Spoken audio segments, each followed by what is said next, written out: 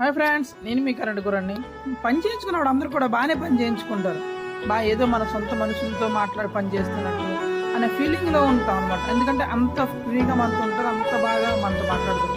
అదే పని అయిపోయాక పేమెంట్ విషయంకి వచ్చినప్పటికీ ఈరోజు ఇస్తాం, రేపు ఇస్తాం, అవ్వలేదు, సర్దుకోలేదు, ఇచ్చేస్తాంలే, నీకేంటి, 4 పనులు చేస్తావు, డబ్బులు కరువా, ఎప్పుడు బిజీగా ఉంటాం అంటాం.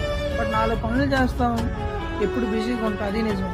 బట్ ఏంటంటే నాకుంటే ఒక 4 మనుషులు ఉన్నారు కదా, మరి వాళ్ళని కూడా నేను పెంచాలి కదా. నాతో 4 వస్తారు కదా, వాళ్ళకి నేను పేమెంట్ ఇవ్వాలి కదా. 4 సైడ్లు అన్ని సైడ్లో కూడా అన్ని సైడ్లు కూడా అనుకుంటాను పేమెంట్ రోజు ఇటు అయితే.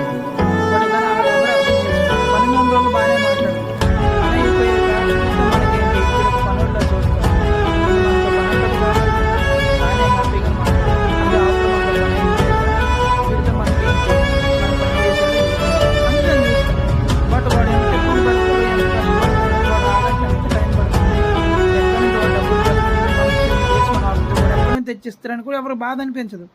ఎందుకంటే వాళ్ళ పని అయిపోయింది చాలు.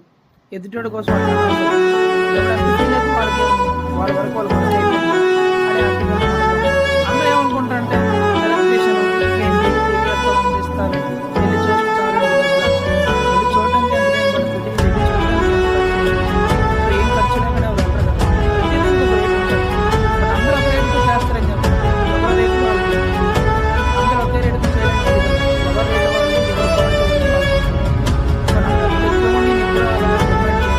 నా వర్క్ తగ్గట్టుగా నేను తీసుకున్నాను. అది కొంతమంది ఎక్కువ అవుతుంది, కొంతమంది తక్కువ అవుతుంది.